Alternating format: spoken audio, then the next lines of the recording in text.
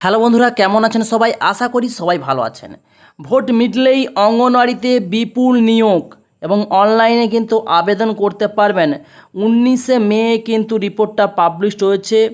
Vote মিটলেই রাজ্যে অঙ্গনওয়াড়ি পদে supervisor পদে কিন্তু এই নিয়োগ হবে, অর্থাৎ অঙ্গনওয়াড়ি সুপারভাইজার পদে নিয়োগ করতে চলেছে রাজ্য সরকার।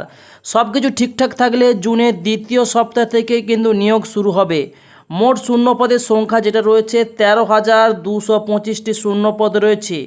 এই পদে নিয়োগ করতে চলেছে রাজ্য সরকার। 4ই জুন নির্বাচনের ফলাফল ঘোষণা করা হবে এবং 10ই জুন পর্যন্ত আদর্শ আচরণবিধি রাজ্য সরকারে কার্যকর থাকবে। তারপরেই এই নিয়োগ হবে এবং পুজোর কিন্তু আগেই এই নিয়োগ সম্পন্ন করবে অনলাইনের মাধ্যমে।